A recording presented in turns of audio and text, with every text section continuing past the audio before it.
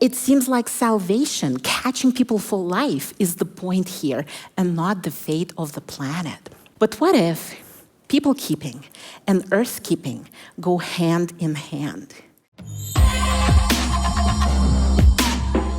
So today we have sustainability, and we will talk about us being anchored in creation, hope, wonder, and living in the way of shalom.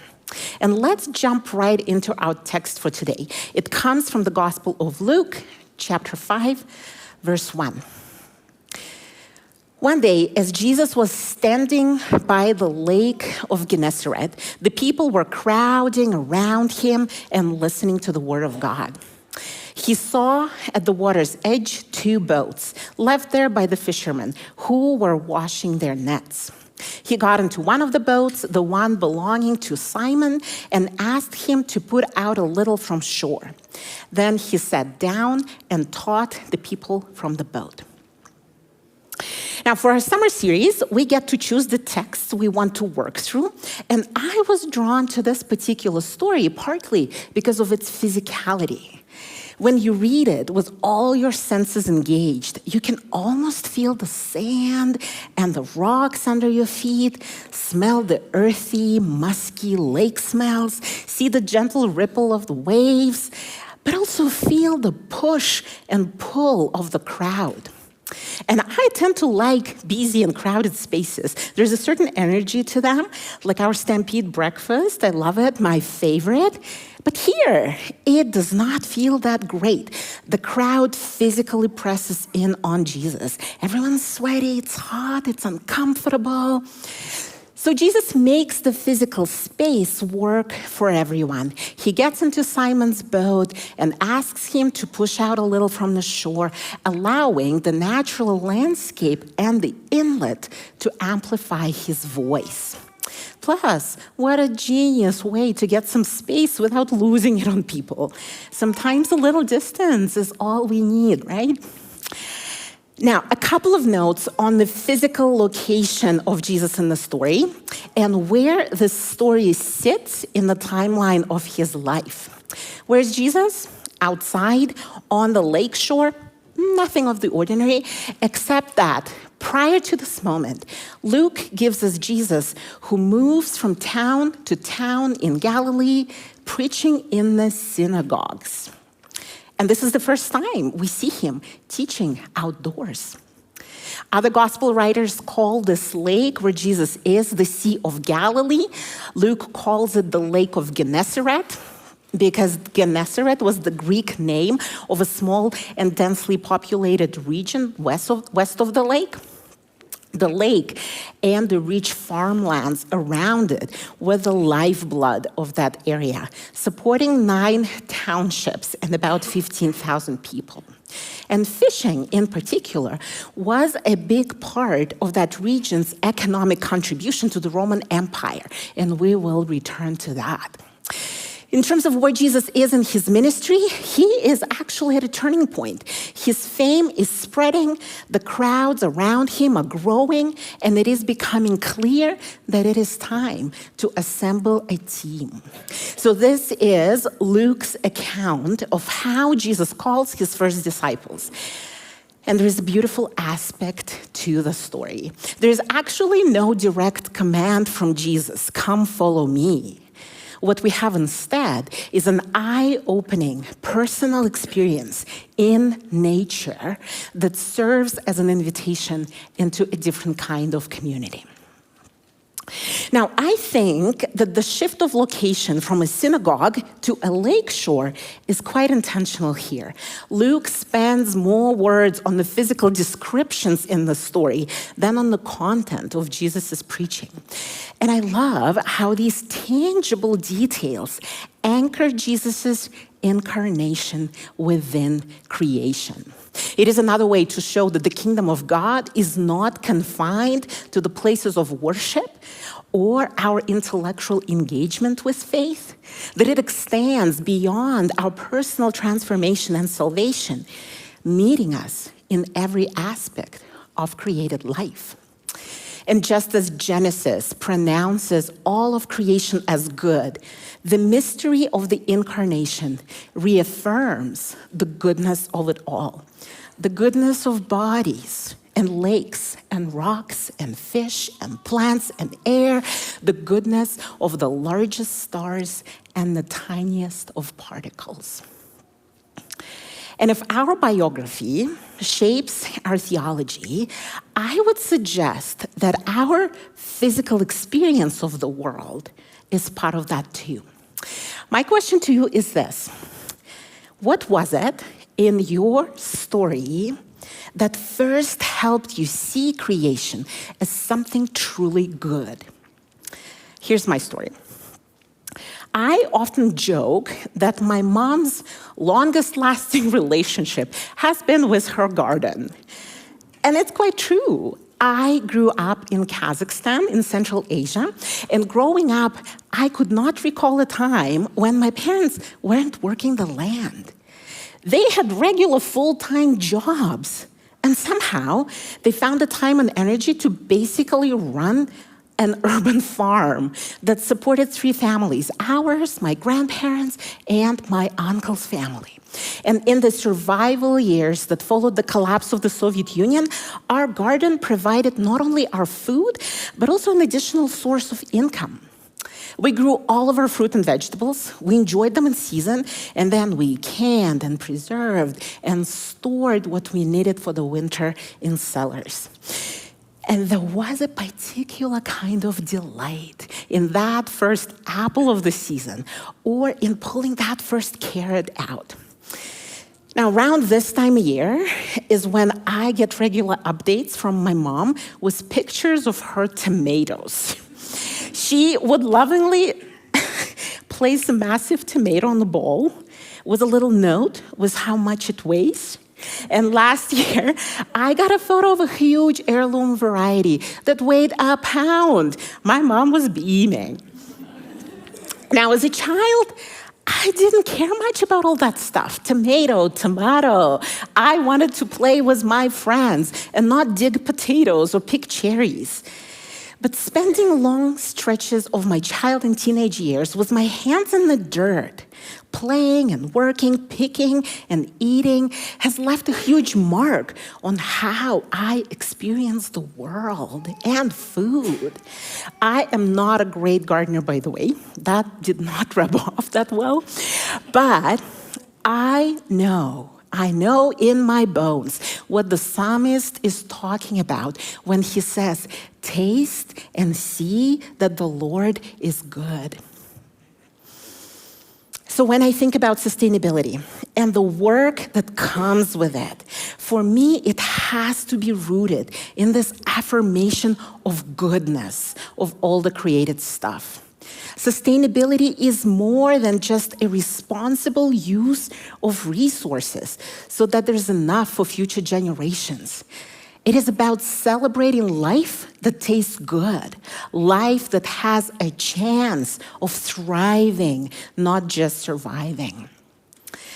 But as we all know, our efforts at sustainability often balance between discouragement and hope. So let's turn to Simon. When Jesus had finished speaking, he said to Simon, "Put out into deep water and let down the nets for a catch." Simon answered, "Master, we've worked hard all night and haven't caught anything, but because you say so, I will let down the nets." Now, Luke shifts our attention towards Simon, and we know that at a later point in the story, Jesus will give Simon a new name, Peter, meaning rock, and Peter will become one of his closest friends. All of that is still to come, but even here, Simon is not a complete stranger to Jesus. In chapter 4, Luke tells us that Jesus met Simon in Capernaum, where he healed his mother-in-law and stayed in his house. So there's a certain level of trust when Jesus tells Simon to move into the deep and let down the nets. The problem is that for an experienced fisherman, to let down the nets in the middle of the day made no sense. Most of the fishing was done at night because the long nets that the Galilean fishermen used were made of linen, and they were visible to fish during the day. And Simon and his crew were tired after a back-breaking work of laying down the nets, then pulling them in all night with no success. They had their nets cleaned and dried while that Rabbi Jesus preached from Simon's boat. And now it was time for them all to go home and get some rest before heading back to the lake again in the evening. Why waste the precious time and energy when the odds are against you? Yet Simon chooses hope. And I resonate with Simon's struggle here. I feel like I also swing between discouragement and hope when it comes to sustainability. It is not easy to stay hopeful in the midst of all the human-caused destructiveness that we see in the world. Coral bleaching and plastic pollution and deforestation and overfishing and climate change caused disasters and food insecurity. Now, in his book, Circles and the Cross, Lauren Wilkinson, an expert on environmental Christian ethics, helpfully observes that this destructiveness cannot be blamed on human wickedness, as we are simply doing what all life does, consuming other life in order to live. We humans are inescapably metabolic beings and share with all living things, cedars, mushrooms, salmon, bears, and birds, the need to eat. Life exists by feeding, by transforming one living creature into another. Life consumes life, and this is how creation works. So our natural need to consume what we need for life is not sinful. It is not fallen. The problem is that our hungers are out of control. Our biological, economic, industrial needs, and in many cases, wants, are exceeding what the world that we inhabit is able to give us. And careless consumption is not exactly a new problem for humanity. Some scholars argue that one reason Simon and his crew did not catch any fish during the night was because the Lake of Gennesaret was becoming overfished. As all empires, the Roman Empire was extracting as many resources as possible without much care for the land and its inhabitants. So the depletion of fish stock in the lake was a case of such systemic injustice. Fish was in great demand in Rome as a luxury item. And that turned the Galilean fishing industry into an imperial monopoly. Family fishing businesses were forced to purchase licenses and leases, produce large fishing quotas, and pay steep taxes. And in order to survive and provide for their families, the fishermen had to extract more from the lake than was sustainable. And the system was impoverishing both the fish stock and the people.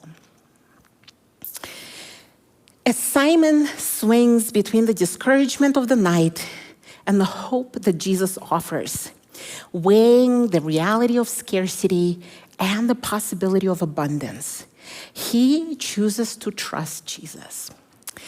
And I wonder if he also chooses to trust Jesus because Jesus stays right there in the boat with him. Jesus did not give him a work assignment from the shore to observe the results from a distance. He was there with Simon in the boat, knowing full well the oppressive economic situation of the region and the physical exhaustion of that crew. And this divine solidarity, not just with the perfect creation, but with creation as we know it, beautiful and exploited, sustaining us all and suffering, is also what gives me hope. This divine solidarity gives me hope that all our efforts at living sustainably and responsibly, all the smallest acts of earthkeeping are not pointless, because God, in the incarnate and risen Christ, is there with us, completely committed to the healing of all things. And I trust that what's waiting for us on the other side of that hope is wonder. So let's keep reading. When they had done so, they caught such a large number of fish that their nets began to break. So they signaled their partners in the other boat to come and help them. And they came and filled both boats so full that they began to sink. When Simon Peter saw this, he fell at Jesus' knees and said, "Go away from me, Lord, I am a sinful man." For he and all his companions were astonished at the catch of fish they had taken, and so were James and John, the sons of Zebedee, Simon's partners. The catch is so huge, it needs 2 boats. And again, Luke wants us to experience the scene with our senses. Nets at the point of breaking, boats at the point of sinking, fishermen balancing between the excitement at the catch that could relieve their burdens and the fear that all of that might be lost in a second. And then Simon finds his voice. In the Hebrew Bible, God is so other and so holy that one cannot see God without dying. So Simon Peter's confession, "Go away from me, Lord, I am a sinful man," places him right in line with other prophets in the Hebrew scriptures who experienced divine glory and lived. In Isaiah 6, when the prophet Isaiah has a vision of God in the heavenly throne room, he cries out, "Woe to me! I am ruined, for I am a man of unclean lips, and I live among a people with unclean lips. And my eyes have seen the King, the Lord Almighty." Divine revelations are terrifying and are often followed by "do not be afraid." One distinct feature of Luke's gospel is that Luke wants to show divine power, Jesus' power, as more fascinating than frightening, something that is deeply attractive in its mystery and its beauty. Even in this story, Luke tells us that what drives Simon Peter's confession is not mainly fear of some sinful thing that he did, but astonishment. The Greek word translated as astonishment here means wonder. Luke literally says that Simon Peter and his companions were enveloped, enshrouded in wonder. That happens when you recognize that you are in the presence of divine mystery. In the same book, Circles on the Cross, Lauren Wilkinson describes wonder as the source and the soil of all human art, science, and worship. Because wonder is our basic human response to mystery. One of the mysteries to which we respond with wonder is the mystery of the cosmos. Why is there something at all and not nothing? And why do we experience our corner of the cosmos, our little planet Earth, as life-friendly and beautiful? And if you're like me, just trying to do your best in loving and caring for our little corner of the cosmos, you probably often find it hard to stay motivated. Every day, the news tells us about gas emissions and global warming and the climate targets and how we're not meeting them. We hear about the scarcity and fragility of our little world. And while this information is very helpful, it often makes us feel anxious and guilty. And the truth is that guilt and fear are not only weak motivators for change, they are not capable of sustaining it over the long haul. But wonder is. The wonder that we experience when we get up close and personal with the world that actually keeps us alive. When we bite into the summer tomato sandwich that tastes like heaven, or when we touch a tree that is 100 years old, or marvel at the lettuce that grew despite the hail. And that everyday keen-eye wonder is what inspires us to live in the way of shalom. So let's finish the story. Then Jesus said to Simon, "Don't be afraid. From now on, you will fish for people." So they pulled their boats up on shore, left everything, and followed him. What's interesting here is that Jesus doesn't say, "You all in the boats will fish for people." He addresses Simon Peter with a singular "you." But James and John, the sons of Zebedee, already mentioned in the story, they join in as well. Because of the economic pressures, the fishermen often worked together. So it is likely that James and John were Peter's business partners. And what is fascinating here is that after this encounter with Jesus, there's not only a change in Peter, there is a relational change in the group. The two different terms Luke uses in the story, and the NIV translation actually captures for us pretty well, are partners and companions. Partners are those who have something in common, like a business, and companions are those who belong together. The term for companions here, koinonoi, shares its root with koinonia, which means community.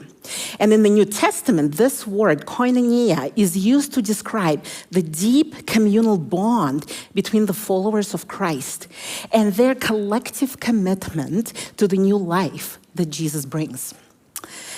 So Peter and his companions, they do not only join Jesus as individual disciples, they commit to be a community that will seek the healing of all things with Christ.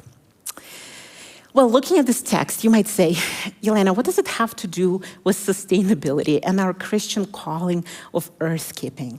Because clearly it talks about mission. It seems like salvation, catching people for life, is the point here and not the fate of the planet. But what if people keeping and earth keeping go hand in hand? What if the divine vision of salvation is so much bigger and more generous than we can imagine?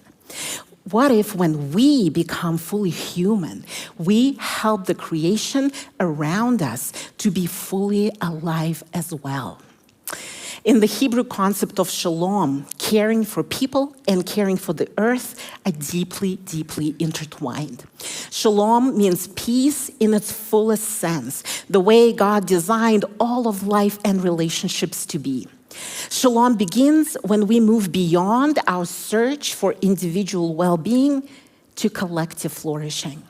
And shalom grows when we realize that creation is more than a natural resource for us to use, but a neighbor to love and a sibling to keep. And I believe that practice of community, in whatever way we engage in it, is actually central to living out that divine vision of shalom.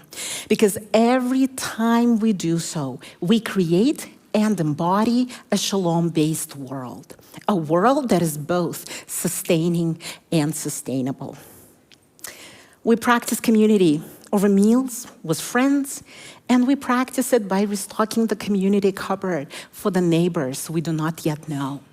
We practice community when we share the wonder of catching a fish with each other, and we practice it when we support the hard, slow work of conservation of our lakes and rivers and oceans. We practice community every time when in our discouragement, we offer each other a little bit of hope that a new beginning is possible. Because after all, our resurrection faith tells us so. Hey, Jeremy here, and thank you for clicking through to watch that video. If you're intrigued by the work that we're doing here at Commons, you can, of course, hit subscribe to keep up to date with all of the content that we're posting here on YouTube. You can head to our website at commons.church, and you can find us on all of the socials at Commons Church. You can also join our Discord. There, the community is having all kinds of conversations about how we can encourage each other in the way of Jesus. Head to commons.church/Discord for the invite there. Also, leave a comment. We'd love to hear from you and all the ways that you are journeying on this path toward Jesus. But thanks for tuning in. Thanks for all the ways that you contribute to this conversation. Together, we'll see you soon.